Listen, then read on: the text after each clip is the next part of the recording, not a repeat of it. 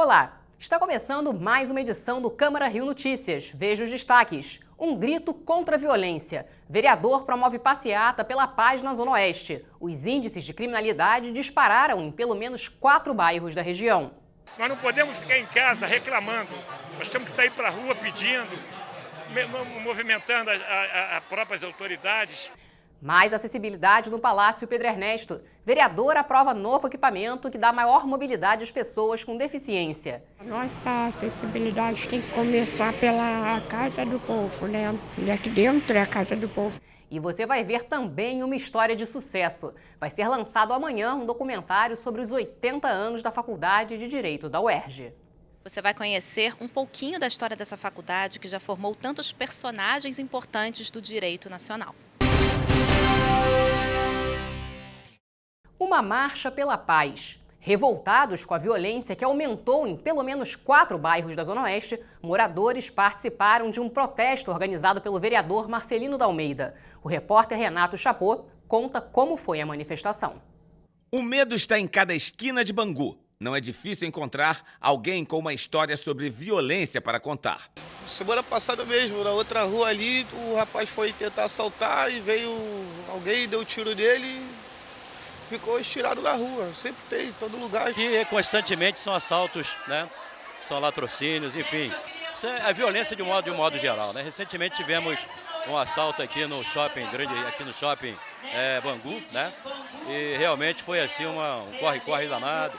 Roubo, né? Assalto, tem pessoas que, essa semana mesmo, pessoas que já foi até assassinada por causa de assalto. Esta moradora de 77 anos anda apavorada. Foi assaltada recentemente. Ele bateu a bolsa e levou. A senhora estava aqui no ponto do ônibus ou estava andando pela... Estava lá no outro lado, na Ari Franco. Vários moradores se dizem reféns da violência e pensam 2 vezes antes de sair de casa. A gente não tem sossego para sair para fazer uma compra. É assalto dentro de shopping, é em ônibus. É terrível. O que lhe incomoda mais na violência aqui na região de Bangu? Incomoda mais você não poder sair de casa para passear. Você não pode passear nem mais no shopping. O padre Felipe Lima conta que as pessoas que frequentam a sua igreja reclamam cada vez mais da violência. Todo tempo tenho colhido realidades de violência em torno do nosso bairro, de assalto constante, inclusive de assassinatos de pessoas próximas que convivem conosco em nossas comunidades, nas demais comunidades aqui do entorno do bairro, assaltos nos nossos patrimônios, enfim. Eu particularmente não, mas tenho colhido muitas informações e de testemunho de pessoas que têm sofrido com essa realidade. Os números do Instituto de Segurança Pública revelam que os moradores não estão exagerando. Entre janeiro e agosto deste ano, a polícia registrou um aumento de vários crimes em comparação ao mesmo período de 2016, na região que reúne os bairros de Bangu, Senador Camará, Padre Miguel e Jericinó. Entre os crimes que mais cresceram estão roubo em ônibus, roubo de carga, roubo de celular e roubo de veículos. Assustados com a falta de segurança, muitos moradores participaram da Caminhada pela Paz, que acontece há 18 anos e é promovida pelo vereador Marcelino de Almeida. Essa passeata já tem 18 anos e ela já é uma tradição aqui, pedindo paz. É o que mais nós queremos dentro do Rio de Janeiro, é paz. Então hoje, todo esse movimento que a gente faz, botando crianças, senhoras, pedindo paz, isso é muito importante.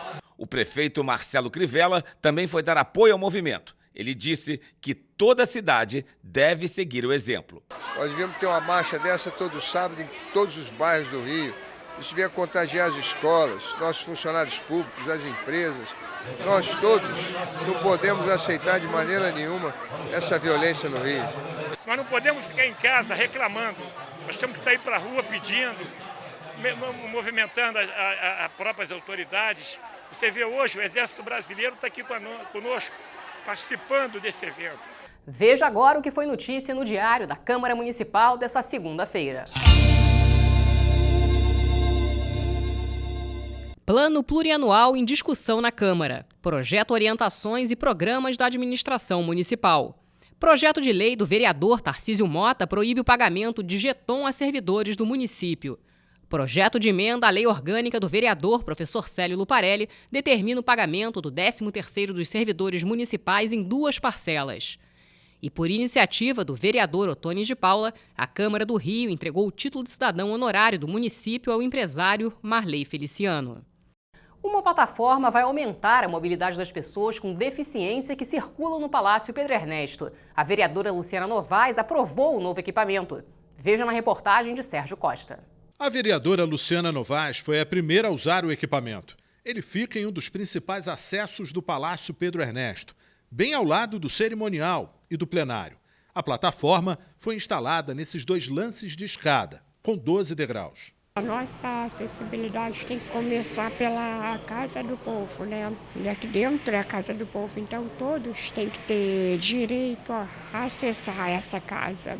E agora a nossa briga vai ser com o INEPAC para que nós possamos entrar pela porta da frente. A ideia é facilitar a chegada aos elevadores que levam até os gabinetes. Um local de bastante movimento, que agora terá acesso mais democrático. No país existem 46 milhões de pessoas com deficiência, segundo o IBGE. Só no estado do Rio são quase 4 milhões de pessoas com algum tipo de deficiência, ou seja, 24% da população. A mesa diretora, liderada pelo presidente Jorge Felipe, tem nos atribuído, a primeira secretaria, a buscar todos os métodos possíveis de acessibilidade à casa. Temos dificuldades, porque o palácio é tombado, né, mas a gente vem a todos os momentos, a engenharia da casa, que a gente agradece o servidor, vem buscando mecanismos que a gente possa dar acessibilidade. Esse é o primeiro passo. A vereadora, enfim, aí podendo usar pela primeira vez a rampa, espera, como é a Casa do Povo, poder ser aberta para todos e, sem dúvida alguma, com acessibilidade. Eu acho que essa rampa é um avanço muito grande aqui para casa. Inclusive, nós também, depois que viemos aqui para dentro da casa, conseguimos que um banheiro fosse adaptado, né, para pessoa com deficiência. E eu acho que esse é um grande passo de muitos que nós vamos ter na nossa cidade. A CPI dos ônibus faz mais uma reunião nesta terça-feira. Esse é um dos assuntos que vai movimentar a semana na Câmara do Rio. Nessa semana, debate público será realizado sobre as crianças e adolescentes em risco social. E audiências públicas serão promovidas para discutir questões de habitação e transporte. Terça-feira, dia 3 de outubro, reunião da CPI com a finalidade de investigar o processo licitatório de 2010, que gerou a concessão de transporte público no município do Rio de Janeiro, em especial apurar o valor das tarifas cobradas da população, os critérios de reajuste e o bilhete único. Quarta-feira, dia 4, debate público. Olho e vejo crianças e adolescentes em risco social. O que fazer? Quinta-feira, dia 5 de outubro, audiência pública da Comissão Especial, instituída com a finalidade de acompanhar, estudar e fiscalizar a implementação dos Objetivos de Desenvolvimento Sustentável da Agenda 2030 nas políticas do município do Rio de Janeiro, com o tema o papel do poder público e setor industrial na implementação da Política Nacional de Resíduos Sólidos, com a participação dos catadores. Também na quinta-feira, dia 5, reunião da Comissão Especial que analisa a parceria público-privada entre a Prefeitura do Rio de Janeiro e a Corporação Financeira Internacional para a elaboração de estudos técnicos visando solução para a modernização do parque de iluminação da cidade. Sexta-feira, dia 6 de outubro, audiência pública da Comissão Especial instituída com a finalidade de acompanhar, estudar e analisar a questão da habitação e do direito à moradia adequada na cidade do Rio de Janeiro, com o tema Projeto de Verticalização das Moradias do Rio das Pedras. Também na sexta-feira, dia 6, audiência pública sobre o Código de Obras e Edificações da cidade do Rio de Janeiro, promovida pela Comissão Especial instituída com a finalidade de avaliar o plano diretor. E no saguão da Câmara Municipal acontece a exposição Lua entre o Imo e o Âmago, no horário de 9 horas da manhã às 6 horas da tarde, com entrada franca. E a onda do CrossFit chegou às crianças. Especialistas garantem que a atividade de força e condicionamento físico faz tão bem quanto judô, futebol, natação. O repórter Renato Chapô foi até uma academia para mostrar como são as aulas que atraem crianças entre 7 e 12 anos de idade. Força, coordenação. O que muita gente buscava na aula de musculação, agora pode ser encontrado na sala ao lado, numa sessão de CrossFit.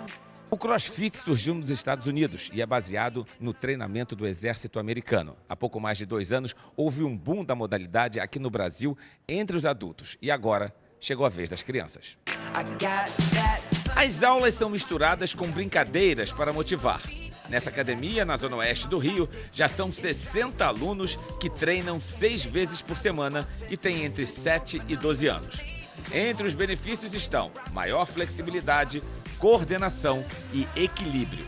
Alexandre Rocha começou a dar aula de CrossFit para crianças há 3 anos. Gostou tanto que passou a treinar também. Ele garante que não existe motivo para preocupação. A grande pergunta, a grande preocupação dos pais é se o CrossFit está adaptado para as condições infantis. E nós temos uma sala realmente adaptada para esse tipo de treinamento. Temos todos os materiais para as crianças, então ao invés de trabalhar com uma barra de ferro, eles vão trabalhar com uma barra de PVC, onde o cano é oco, então sempre nas condições de criança mesmo, sem forçar a estrutura da criança e que ela possa desenvolver e aprender de uma forma lúdica e prazerosa. Alice não perde uma aula e o CrossFit não é a única atividade do dia.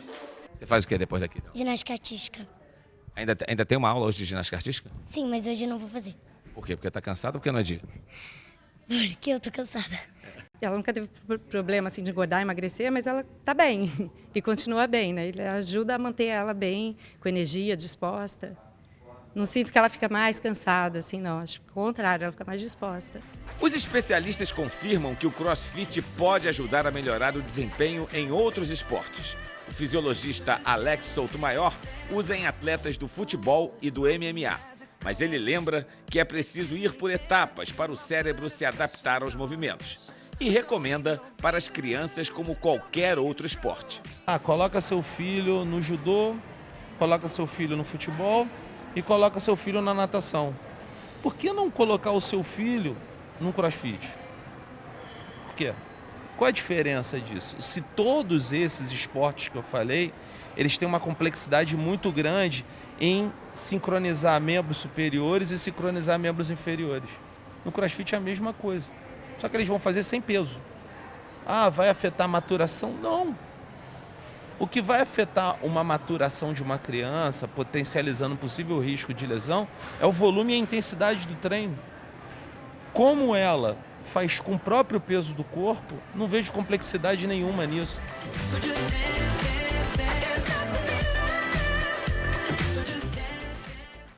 Ela é sinônimo de sucesso, credibilidade e resistência. A Faculdade de Direito da UERJ virou tema de um documentário que vai ser lançado amanhã, às 8 da noite, no Cine Odeon. A repórter Aline Bordalo adianta um pouco do que vai ser exibido no cinema. Luzes, câmera, educação. Há mais de 8 décadas, a Faculdade de Direito da UERJ faz um trabalho digno de Oscar. Uma história que será contada no cinema, através de um documentário que faz parte do projeto Direito UERJ 80. Ele conta a trajetória do curso, que funcionou num prédio no Castelo, depois num casarão na Rua do Catete, até ir para o campus Maracanã, em 76. O título? Do velho casarão ao Congo, uma história de resistência. Logo quando começou o sistema de cotas, a UERJ foi participar de uns jogos jurídicos e os times adversários das outras universidades viram que a UERJ era a faculdade que mais tinha negros na torcida e nos times. E com o ato de racismo, começou a falar que a UERJ era o Congo.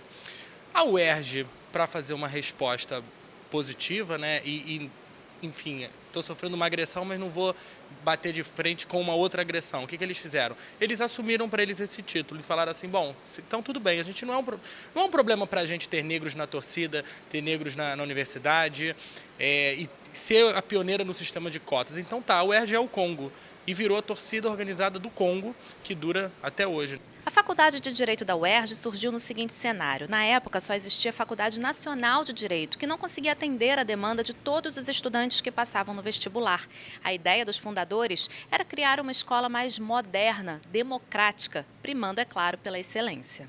O grupo era bem heterogêneo, formado por conservadores, comunistas, anarquistas, liderados por Luiz Carpenter. Um momento político difícil no país, um momento de perseguição política, e se pretendeu criar uma faculdade de direito livre.